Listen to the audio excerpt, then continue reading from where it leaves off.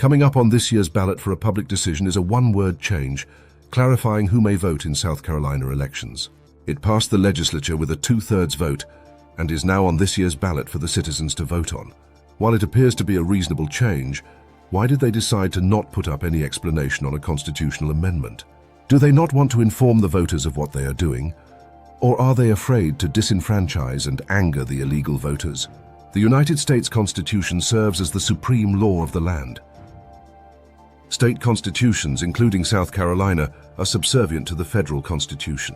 They are supposed to be the fundamental set of principles or established precedents that form the legal basis for a state, and neither are supposed to be easily amended.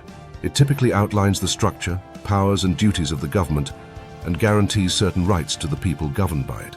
By definition, the South Carolina Constitution just doesn't make the grade. It's been amended 409 times since 1895, proving that the legal basis for the laws in this state, instead of being carved in stone, are no more than scribbled notes in quicksand. It is no wonder that it isn't followed. No one can understand it. Which brings us to South Carolina Constitution Article 2, which states, Section 31, Public Lands. Lands belonging to or under the control of the state shall never be donated, directly or indirectly, to private corporations or individuals, or to railroad companies. Nor shall such land be sold to corporations or associations for a less price than that for which it can be sold to individuals.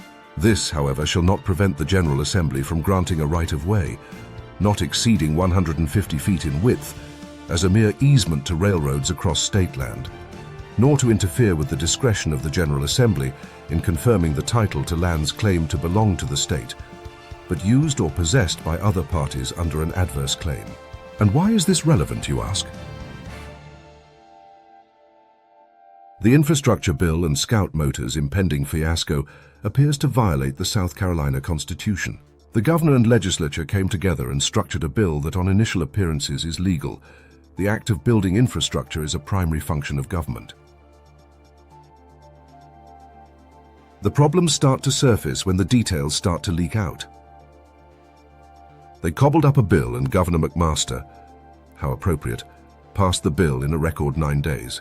The legislators themselves were never given copies of the bill and were told they could only see the bill and relevant documents after they voted to pass the bill.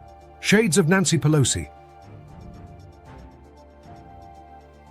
They took $1.3 billion out of the South Carolina Reserve Fund, handed $200 million to a subsidiary of Volkswagen, another $400 million in a lump sum to undisclosed entities, and started the infrastructure projects of which were not needed and which the local town begged them not to do.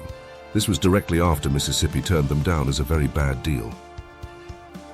Further information: this deal was struck with blue skies, grand promises and pixie dust.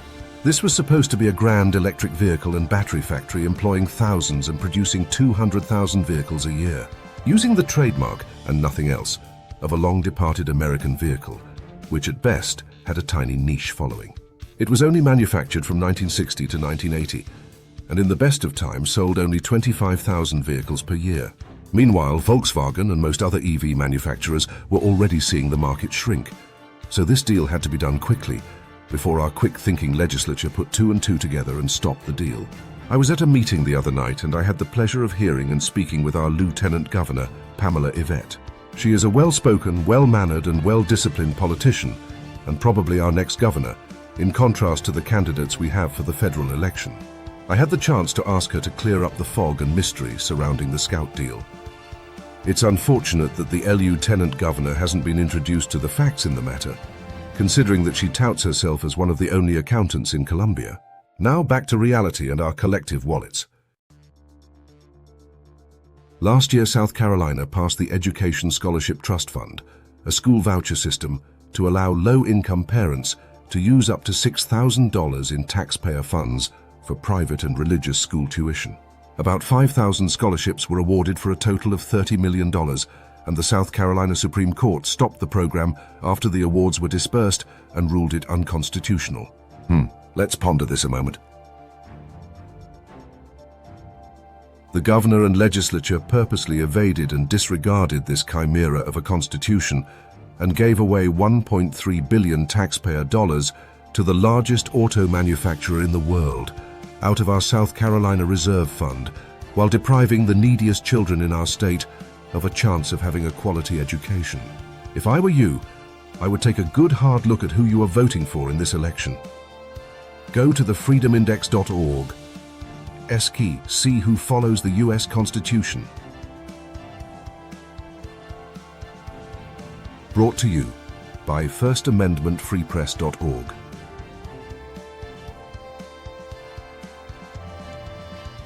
Are you fed up with this nonsense? Want to do something about it? Email info@FirstAmendmentFreePress.org. Together we can change South Carolina.